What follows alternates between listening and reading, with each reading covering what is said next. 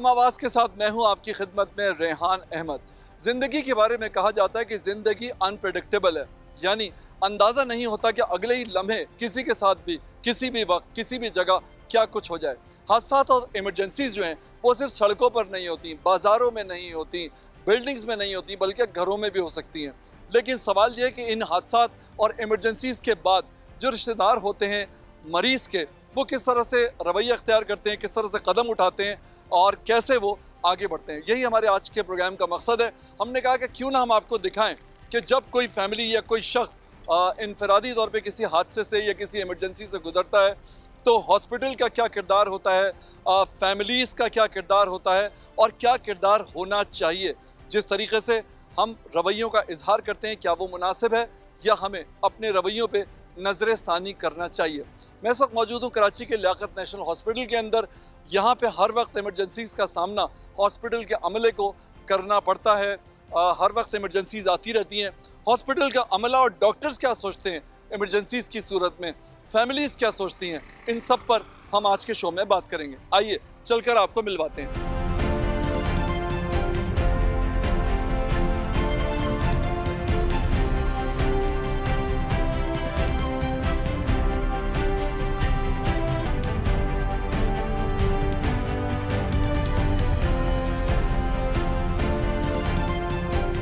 जी, तो जब हम बात करते हैं किसी हॉस्पिटल की सर्विसेज की तो उसमें लैब सर्विसेज जो है वो बहुत इंपॉर्टेंट होती हैं, क्योंकि वहीं पे सारे टेस्ट होते हैं और पता चलता है कि जो ट्रीटमेंट फर्दर है वो किस तरह से आगे होगा।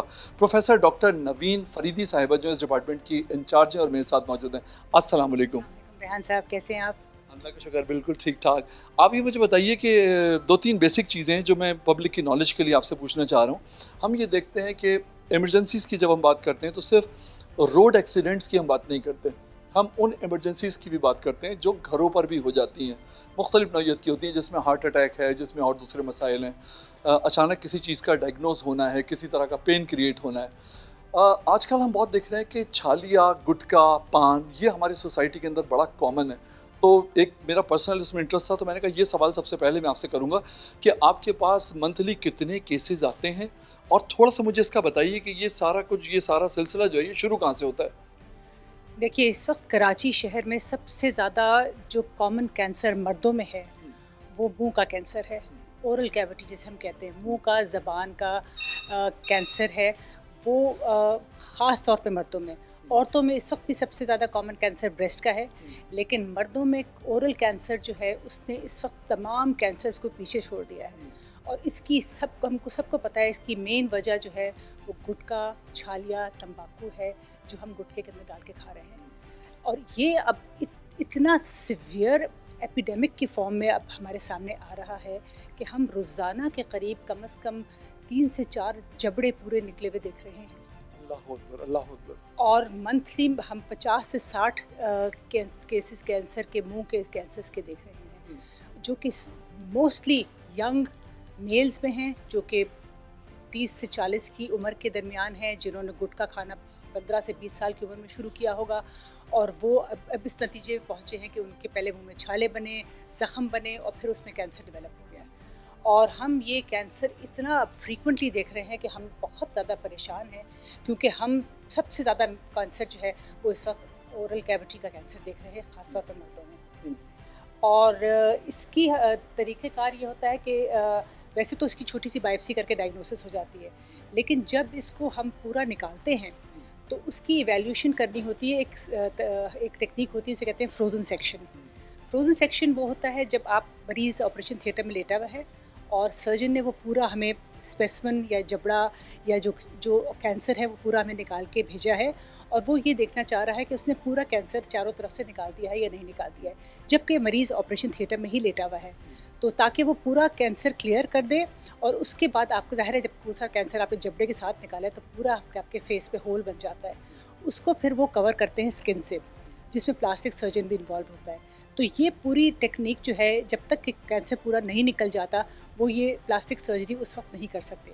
तो ये फ्रोज़न सेक्शन की टेक्निक जो है इस वक्त सबसे ज़्यादा ज़रूरी है ओरल कैंसर्स के अंदर, क्योंकि आपको मेक श्योर करना है कि सारा कैंसर निकल गया है इससे पहले कि आप आगे की सर्जरी करें। कराची में ख़ास तौर पे हमें दिखता है कि पान, छालिया, गुटखा जो है ये बहुत ज़्यादा, ख़ास तौर पे गुटखा जो लोग खा रहे हैं वो शायद उनके इल्म में ये बात नहीं है कि पूरा जबड़ा उनका निकाल कर एक मशीन में रख दिया जाता है। क्या उन्होंने अपनी ज़िंदगी में तसव्वुर किया है कि जिस गुटखे को खाकर वो थोड़ी देर के लिए एंजॉय कर रहे हैं या सुकून महसूस करते हैं या किसी तरह का नशा महसूस करते हैं, वो उन्हें कहाँ तक ले जा सकता है? क्या उनकी फैमिली ने कभी तसव्वुर किया कि उनके साथ ये हो सकता है? तो सबसे पहले तो मुझे आप वो मशीन दिखाइए जिसमें एक ज़िंदा इंसान का जबड़ा निकाल के रख दिया जाता है, फिर उसकी असेसमेंट होती है, उसके बाद फिर मज़ीद कुछ सवालात मैं आपसे करूँगा, प्लीज़। मैं आपको एक जबड़ा अगर दिखाऊं पहले, ये पूरा जबड़ा निकला हुआ है जिसमें आपके ये हड्डी भी है, ये आपके दांत भी नज़र आ रहे हैं और ये आपका पूरा ट्यूमर है, कैंसर है। यहाँ से हमने जो सेक्शंस लिए, जिस एरिया को हमें देखना है कि उसमें कैंसर है या नहीं, उसको फिर हम इस मशीन में इन ब्लॉक्स के फॉर्म में फ्रीज़ करके और फिर इसकी कटिंग करते हैं। और ये आपने देखे, ये ब्लॉक्स मुख्तलिफ ब्लॉक्स बने हुए हैं और ये -20 डिग्रीज इसका टेम्परेचर है और इसीलिए इसको फ्रोजन सेक्शन की मशीन या क्रायोटोम कहा जाता है। इलाज के जो एक्सपेंसेस हैं, अखराजात हैं, वो मुझे बता दीजिए वो कितने होते हैं उन लोगों को जो शो देख रहे हैं? देखिए, अगर आपने पूरा जबड़ा निकाला है, उसके बाद उसको होल को कवर करने के लिए प्लास्टिक सर्जरी की है, तो कम से कम 5 से 6 लाख का खर्चा है आपका, ठीक है। और डिपेंड करता है कि अगर खाली ज़बान के ऊपर भी आपके ट्यूमर हो सकता है, आपने सिर्फ ज़बान निकाली, जैसे आज सुबह वापस एक सिर्फ ज़बान आई हुई थी, उसमें प्लास्टिक सर्जरी रिक्वायर्ड नहीं है, तो फिर 2.5 से 3 लाख का खर्चा है। तो आप सोचें कि ये मामूली सी छालिया या मामूली सा गुटखा जो आप खा रहे हैं, इसके आगे जाके 10 से 15 साल में आपके मुंह के अंदर क्या असरात होंगे, उसके बाद आप ऑपरेशन कराएंगे, इतना ख़र्चा करेंगे, और सिर्फ यही नहीं कि ख़र्चा करके बात ख़त्म हो जाएगी, उसके बाद आपकी रेडिएशन होगी, और फिर अगर हो भी गया, सब कुछ ठीक भी हो गया, तो आम तौर पर 3 से 4-5 साल में ये चीज़ फिर से वापस आ जाती है, इसलिए कि पूरा आपका मुंह एक्सपोज हो चुका होता है उस चीज़ से। आपने एक साइड से तो ट्यूमर निकाल दिया, फिर वो कहीं और डेवलप हो जाता है ट्यूमर, तो आपने तो अपनी ज़िंदगी तबाह कर ली। आप देखें इस वक्त जितने यंग पॉपुलेशन है, 20 से 25 साल के लड़के, 30 साल के वर्कर्स, कारपेंटर है, इलेक्ट्रिशियन है, प्लम्बर है, ड्राइवर्स हैं, सबके मुंह में गुटके दबे हुए। और ये गुटके जो हैं, ये आपको आगे जाके किस मुश्किल में डालने वाले हैं, इसका आपको बिल्कुल अंदाज़ा नहीं है। ना आपको अंदाज़ा है, ना आपकी फैमिली को अंदाज़ा है। तो हम आपके प्रोग्राम के तवज्जुह से ये बात सबको बताना चाह रहे हैं कि इस वक्त ये गुटखा बहुत बड़ी मुश्किल बन चुकी है कराची शहर के लिए, और आगे जाके इसके असरात जो हैं वो बहुत ज़्यादा मुज़र सेहत होने वाले हैं। तो इसके लिए ना सिर्फ हमें पब्लिक अवेयरनेस क्रिएट करनी चाहिए, बल्कि मेरे तो ख्याल में गुटखे को कराची शहर में किसी तरीके से बैन करना चाहिए। गुटखा जो है हमें कहाँ तक ले जा सकता है, और तकरीबन 6 लाख रुपए तक का उसका इलाज है। अगर अफोर्ड कर सकते हैं, आपके घर वाले जिस पेन से गुजरेंगे, जिस अजियत से, अगर आप उस पर भी खुश हैं तो यकीनन कंटिन्यू रखिए अपने इस शौक़ को। और अगर आपको हमदर्दी है अपने आप से और अपने घर वालों से, तो यकीन कीजिए आज ही छोड़ दीजिए, वरना डॉक्टर साहिबा से आपकी मुलाकात जो है वो लाजिम है।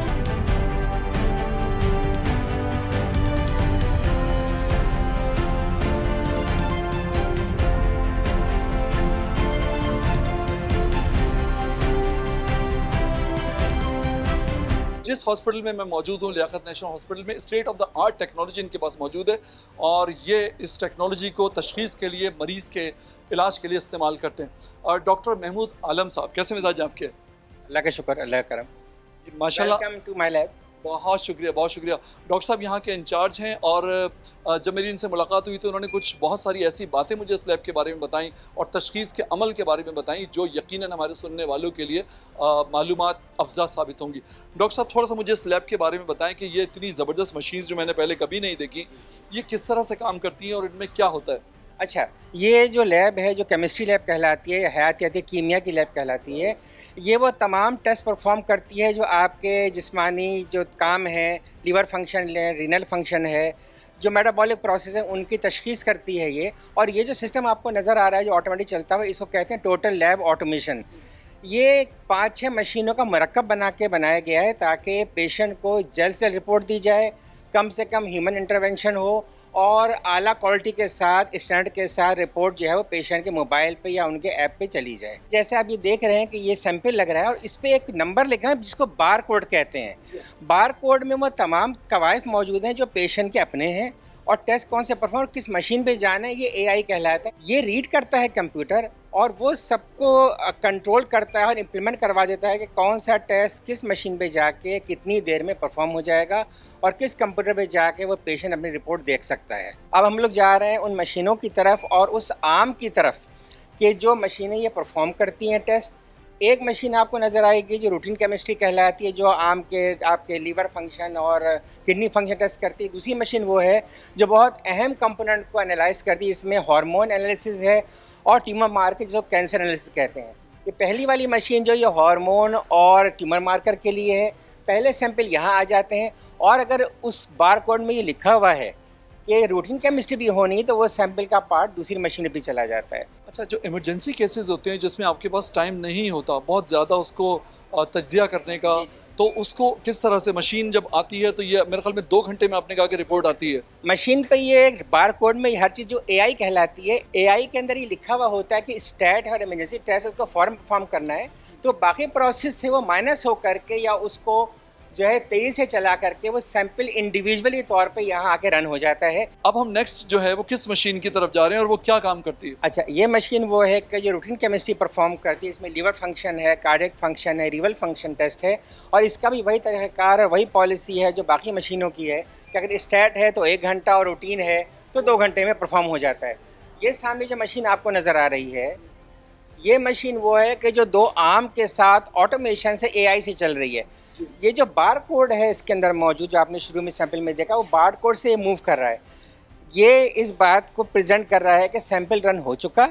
अब ये कैप करेगा, डी कैप करेगा, आर्काइव करेगा और स्टोर कर देगा एज पर रिक्वायरमेंट। सबसे ज़्यादा जो आपके पास महीने में केसेस आते हैं जो डायग्नोज होते हैं यहाँ पे, वो कौन से होते हैं? नंबर 1, नंबर 2 और नंबर 3? अच्छा, इसमें जो रूटीन केमिस्ट्री रीनल और जो हेपेटिक फंक्शन है यानी जिगर के और गुर्दे के अमराज के जो हैं वो सबसे ज़्यादा इसके अंदर टेस्ट परफॉर्म होते हैं। सेकंड कॉम्बो ये है जो हमारा ईआर से आता है।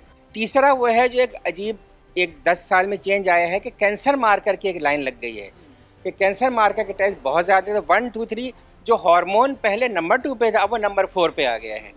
तो हार्मोन भी एज ए कैंसर मार्कर इस्तेमाल होने लगे हैं और लोगों को ये शायद अंदाज़ा नहीं है कि कैंसर अब उसी तरह से फैल गया जैसे एक ज़माने में जिगर की या गुर्दे की बीमारियां होती थी। कैंसर के बहुत ज़्यादा तेज़ी से फैलने की वजह क्या है?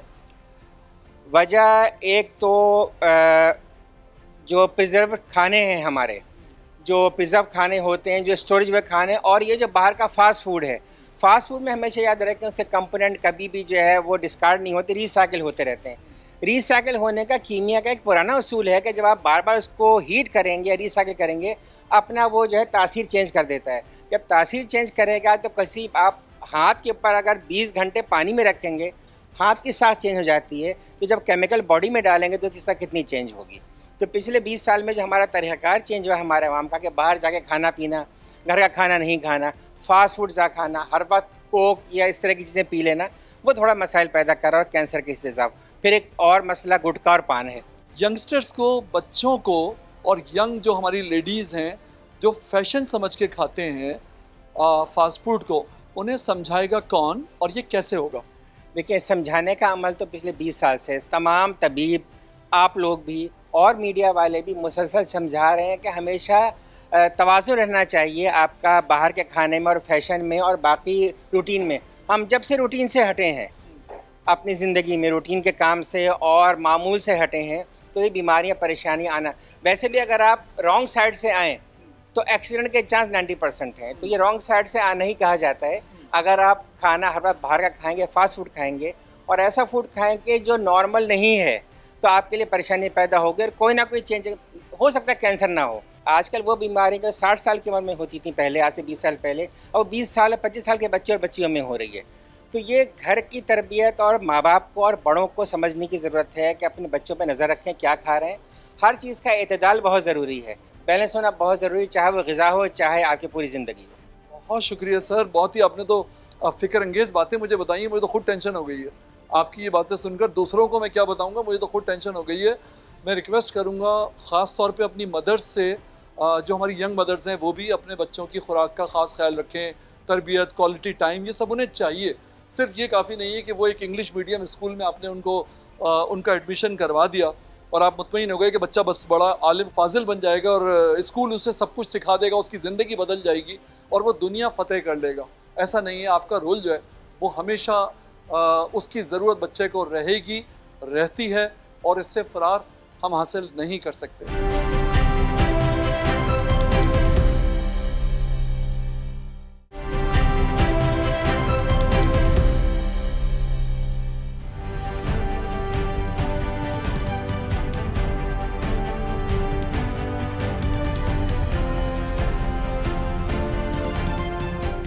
जब हम बात करते हैं किसी भी इंस्टीट्यूशन की, किसी भी इदारे की, किसी भी हॉस्पिटल की और किसी कामयाब इंस्टीट्यूशन की, तो यकीनन कुछ ऐसी शख्सियात हमारे सामने आती हैं जो उसके बैकग्राउंड में सरगर्म अमल होती हैं, जो काम कर रही होती हैं, जो उसे लेकर चल रही होती हैं, जो किसी इदारे को बहुत बड़ा बनाती हैं। लियाकत नेशनल हॉस्पिटल जो है उसके मेडिकल डायरेक्टर जनाब डॉक्टर सलमान फरीदी साहब जो है, ये वो ड्राइविंग फोर्स हम कह सकते हैं जो इस हॉस्पिटल को जिन्होंने एक शक्ल देने में, एक मुकाम पर लाने में अपना किरदार अदा किया। सर, सबसे पहले तो मुझे ये बताइए मुख्तसरन हॉस्पिटल के बारे में कि जहाँ से हॉस्पिटल शुरू हुआ था वहाँ से आज तक जो एक मुख्तसर सफ़र है, किस तरह से प्रोग्रेस किया टेक्निकली, मशीन्स के हवाले से, तरबियत के हवाले से, जो हॉस्पिटल का जो एक जर्नी था, थोड़ा सा मुझे उस हवाले से बताइए।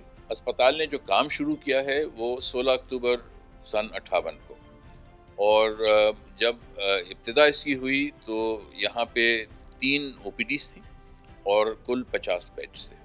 ये उस वक्त का हाल है। अगर आज की आप बात करें तो कम बेश 830 बेड्स हैं यहाँ के ऊपर। हमारे पास कुछ भी नहीं है तो कम से कम 45 मुख्तलिफ क्लिनिकल डिसिप्लिन्स हैं जिनके अंदर यहाँ OPDs होती हैं और इलाज मुआलजा होता है। और अगर आप वॉल्यूम देखें सिर्फ कि किस तादाद में लोग यहाँ पे आते हैं, तो प्राइवेट सेक्टर के अंदर ये पाकिस्तान का सबसे बिजी हॉस्पिटल है। इतना वॉल्यूम पेशेंट्स का किसी और हॉस्पिटल में, प्राइवेट सेक्टर में पाकिस्तान में नहीं है। कम बेश 1 लाख अफराद यहाँ पे सालाना दाखिल होते हैं। हमारी OPD के अंदर 2,500 हज़ार लोग रोज़ आते हैं। हमारी जो लेबॉरेटरी सर्विसेज हैं वो 2 से 3 मिलियन इन्वेस्टिगेशन साल के कर रही होती हैं। तो एक बहुत बड़ा ये हेल्थ केयर इंस्टीट्यूशन बन गया है। लेकिन यहाँ सिर्फ इलाज नहीं होता, यहाँ तरबियत भी होती है।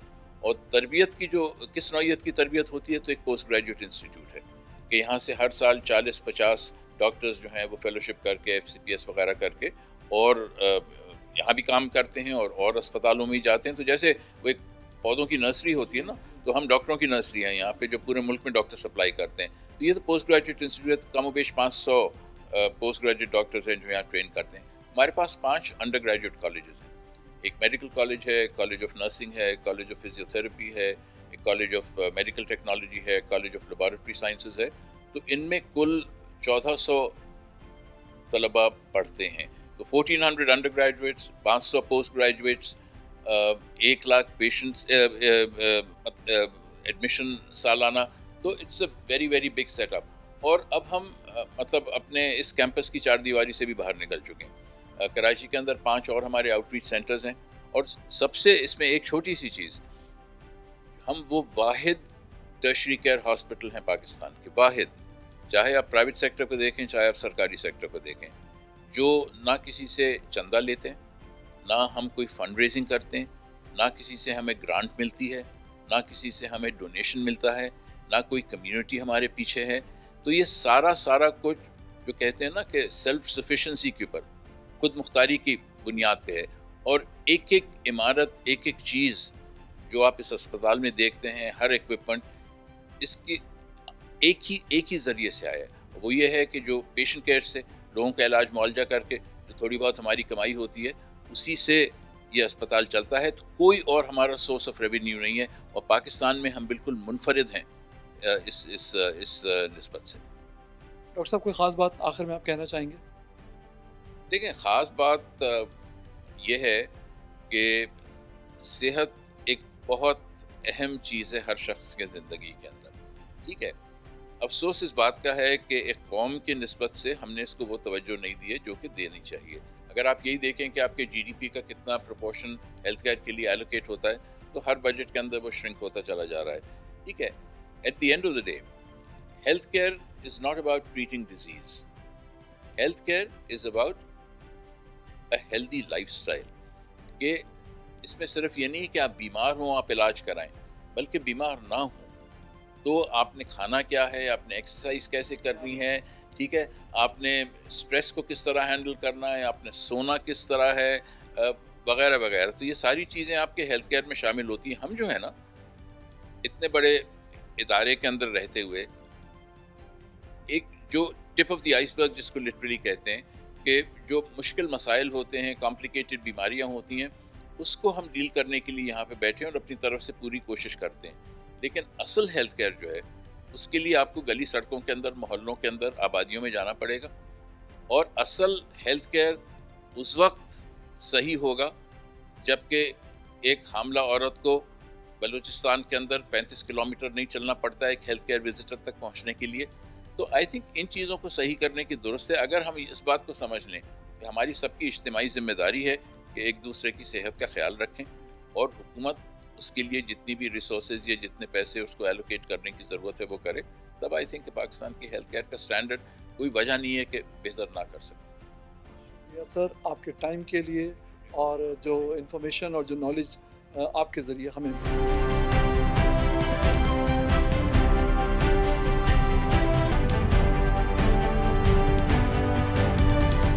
लियाकत नेशनल हॉस्पिटल में डॉक्टर एस एम नदीम साहब के साथ में मौजूद हूँ जो आईसीयू हेड हैं। उनसे हम बात करते हैं। सबसे पहले तो हम आईसीयू जो है उसकी कारकर्दगी को समझने की कोशिश करते हैं। डॉक्टर साहब मुझे बताइए कि एक खौफनाक किस्म का तस्वुर है आईसीयू में, जो बंदा गया पेशेंट वो वापस नहीं आएगा, वो बिल्कुल आखिरी स्टेज पे है, उसका अब कुछ नहीं हो सकता। ये बड़े खौफनाक किस्म के परसेप्शंस मौजूद हैं, आप क्या कहेंगे? देखें, वेंटिलेटर वो चीज़ है जिसने बहुत सारी मरीज़ जो पहले मर जाया करते थे, उनकी मौत वाक़ हो जाती थी, उनको बचा देता है। ये वो इजाद है। और अगर आप देखें हिस्ट्री में तो ये जनरली उस वक्त वेंटिलेटर इजाद हुए थे जब एक पोलियो की एपिडेमिक आई थी। तो पोलियो में जब पूरा पैरालाइज रहता था पेशेंट तो कोई ऑप्शन नहीं था, उस वक्त लेके आए थे वेंटिलेटर। अभी जो हम वेंटिलेटर यूज़ करते हैं, अगेन वही बात आती है कि आईसीयू में जिसको वेंटिलेटर पर डाल रहे हैं वो नॉर्मल पेशेंट नहीं है, वो पेशेंट है जिसकी जान को ख़तरा है।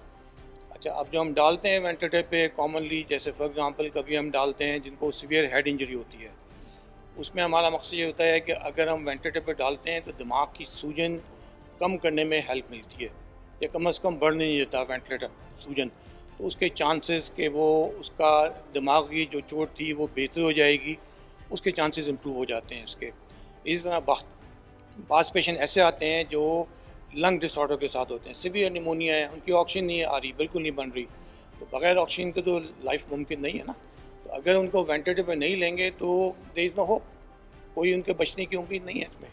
इसी तरह वो पेशेंट होते हैं जिनका ब्लड प्रेशर बिल्कुल नहीं बन रहा, बहुत शॉक में है, उसमें कम से कम हम लंग को कंट्रोल करके वेंटिलेटर पर डाल के कि हमें टाइम मिलता है कि अगर हार्ट की कंडीशन को नॉर्मलाइज कर लें तो बाद में डिपेंड करता है कि प्राइमरी डिजीज़ क्या है।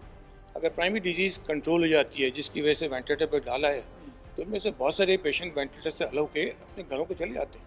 अच्छा, मैं देखा डॉक्टर साहब, हॉस्पिटल्स के अंदर पेशेंट्स के जो रिश्तेदार होते हैं उनको हैंडल करना एक बड़ा मुश्किल काम होता है, और कई दफ़ा ये होता है उनकी फैमिली में अगर कोई डॉक्टर हो तो फिर वो मशवरे उन डॉक्टर से भी ड्यूटी डॉक्टर जो है उसको दिलवाते हैं। आपके साथ भी ऐसा होता होगा? बिल्कुल बिल्कुल ऐसे ही होता है, बहुत सारे वाक़यात होते हैं। सिंपली मैं जब काउंसलिंग करता हूँ पेशेंट को बता देता हूँ अटेंडेंस को कि यहाँ पर जब भी इसकी जान की ख़तरा ख़त्म हो जाएगा या कम हो जाएगा तो हम उसको आईसीयू में रखते, बाहर निकाल देते हैं, बाहर शिफ्ट कर देते हैं। तो यही चीज़ होती है कि बाज़ लोग नहीं समझ पाते इस बात को। मसलन पेशेंट आते हैं, वो डीप कोमा में है, उसके गुर्दे काम नहीं कर रहे, ब्लड प्रेशर उसका आ नहीं रहा, उसकी ऑक्सीजन बन नहीं रही है। आखिर में वो पूछते हैं कि जान को ख़तरा तो नहीं है। ऑब्वियसली जो आईसीयू में है उसकी जान को ख़तरा है। और दूसरा ये होता है इसमें हमारे साथ अक्सर कि लोग आते हैं, वो आके कहते हैं कि हमारा फ़लाँ रिश्तेदार वो इंग्लैंड में बैठा हुआ है, डॉक्टर है, उससे आप बात कर लें। अब बात ये है, बताएं कि एक डॉक्टर जिसने इनको देखा नहीं, आप उसको फर्स्ट हैंड इंफॉर्मेशन नहीं है, वो वहाँ देख के क्या मशवरा दे सकता है इसमें, ठीक है ना। तो ये गलत लोगों के ध्यान में कॉन्सेप्ट है कि शायद हम बाहर किसी से बात कर लेंगे तो शायद हमें बेहतर ऑप्शन मिल जाएगा।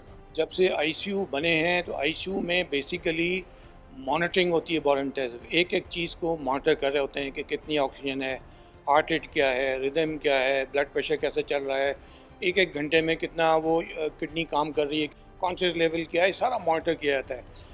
और इसीलिए यहाँ पर इंटेंस मॉनिटरिंग में इंटेंसिव नर्सिंग होती है।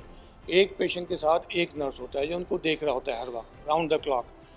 तो आप जब यहाँ पर पेशेंट को लेके आते हैं, जब भी आता है, जब एडमिट को डॉक्टर एडवाइस करता है तो उसकी जान खतरे में होती है, तो यहाँ ऑब्जर्वेशन में रखा जाता है उनको। बाज़ लोग जो होते हैं ऑब्जर्वेशन में रहते हैं 24 घंटे, जब फील किया जाता है कि अब इसको ख़तरे से बाहर हो गया है तो बाहर शिफ्ट कर देते हैं।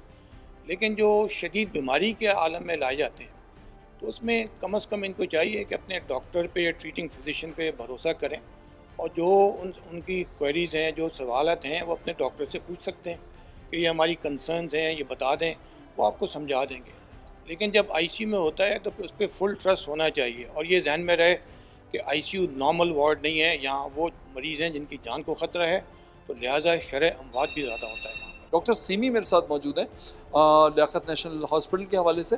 मुझे बताइए कि खातून होने के नाते किस तरह के प्रेशर्स का आपको सामना करना पड़ता है पेशेंट के रिश्तेदारों की तरफ से, और जो सिचुएशन आईसीयू के अंदर होती है उसमें?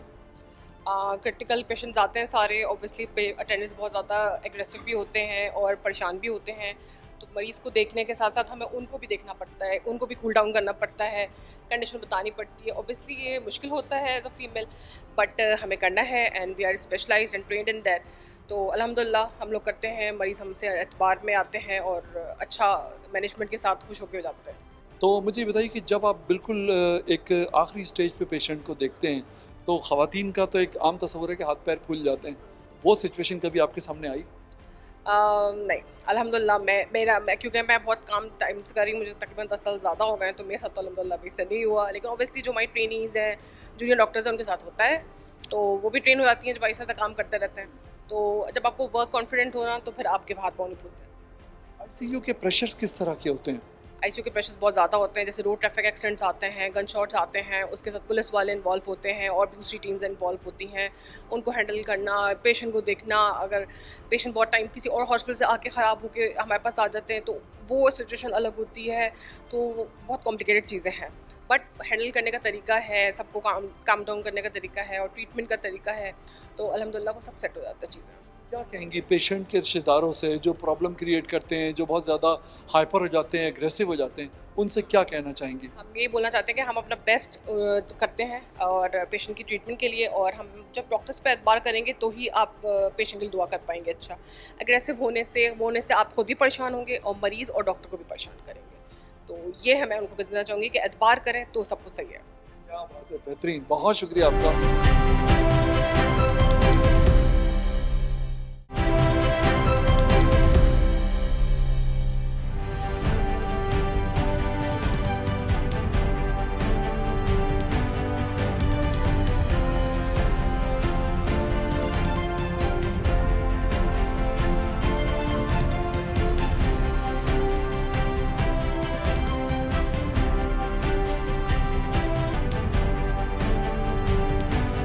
फ़िज़िकल थेरेपी जो एक शोबा है रिहेबिलिटेशन सर्विसेज का, एक बड़ा वाइटल शोबा है हेल्थ केयर इंडस्ट्री का, क्योंकि उसकी वजह सबसे बड़ी ये है कि जितनी भी मूवमेंट डिसऑर्डर्स हैं बॉडी के अंदर, वो चाहे आपको किसी डिज़ीज़ की वजह से हों, किसी इंजरी की वजह से हों, या कंजेनाइटल पैदाइशी तौर पे माजूरी अगर हो, तो उस तमाम सूरतों में जो शोबा सबसे ज़्यादा फ़ाल होता है और वो फ़िज़िकल थेरेपी होता है या रिहेबिलिटेशन साइंसेज होता है। लियाकत नेशनल हॉस्पिटल के अंदर सबसे जो आपको मरीज़ों के लिहाज से सबसे अच्छी बात यह है कि एक ही छत के नीचे रीहैब के 5 शोबे मौजूद हैं, जिसमें फ़िज़िकल थेरेपी एक शोबा है, ऑक्यूपेशनल थेरेपी एक शोबा है, स्पीच थेरेपी एक शोबा है। इसी तरह से अगर माजूरी में कोई असिस्टिव डिवाइसेस की ज़रूरत हो, जैसे आपने सुना होगा कि कराची में रोड ट्रैफिक एक्सीडेंट बहुत होते हैं, किसी की टांग कट गई या किसी के हाथ की माजूरी हुई, तो आर्टिफिशियल जो प्रोसेसेस है यानी लिम्स का बनाने का अमल भी हमारे हॉस्पिटल के अंदर ही रहता है। यानी कि कोई भी शोबा ऐसा मौजूद नहीं है रीहैब के अंदर जो अल्हम्दुलिल्लाह यहाँ ना हो, ताकि मरीज़ों को ये आसानी है कि वो तमाम सर्विसेज एक ही छत के नीचे हासिल कर सकते हैं। बच्चों का जो हमारा एरिया है जहाँ पर कंजेनिटल डिफॉर्मिटीज़ के अंदर बच्चे हों, तशरीफ लाइए। अस्सलाम वालेकुम। ये हमारा बेसिकली क्योंकि हॉस्पिटल के एनवायरनमेंट में बच्चे घबरा जाते हैं, तो हमने एक ऐसा एनवायरनमेंट दिया है इस हॉस्पिटल के अंदर कि जब बच्चे आएँ तो उनको यहाँ पर वो डिफ़िकल्टी फेस ना करनी पड़े इमोशनली और साइकोलॉजिकली।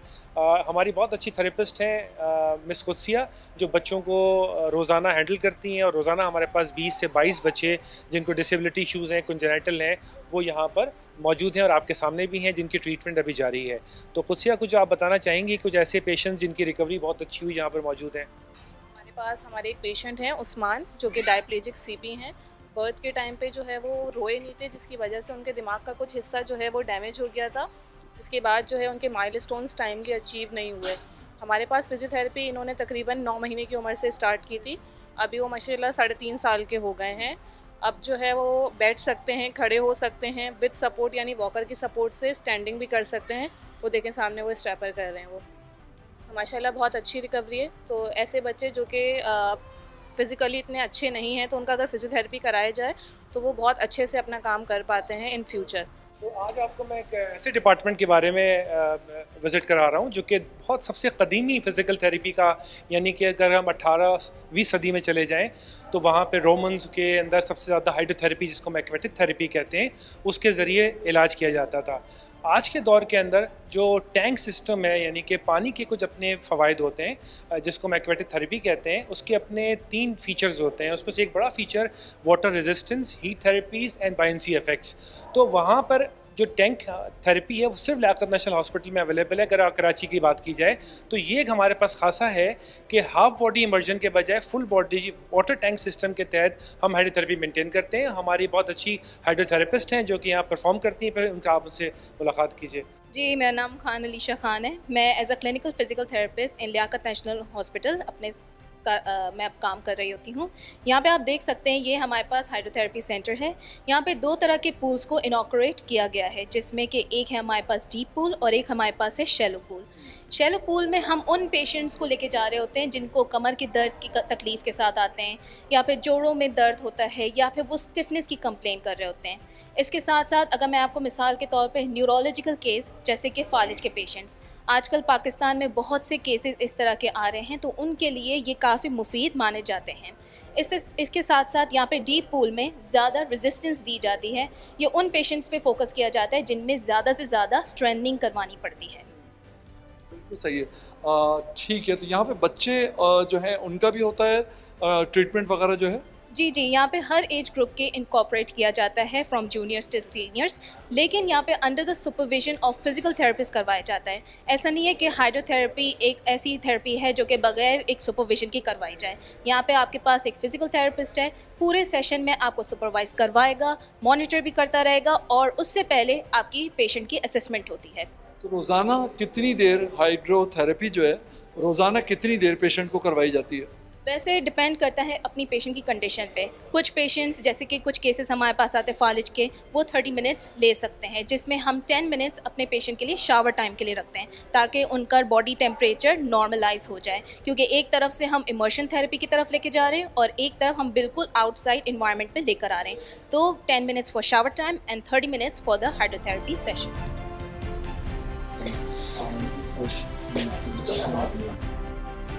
जब आप डेली रूटीन में भी किसी से बात करेंगे, जनरल कन्वर्सेशन करने होंगे, गहरा लंबा सांस लेना है और फिर अपना जुमला कंप्लीट करना है। रिहेबिलिटेशन का एक दूसरा शोबा है जिसको हम स्पीच थेरेपी कहते हैं। जो स्पीच थेरेपी के जो लोग हैं, जिसमें एडल्ट और पीड्स का डिवीज़न है।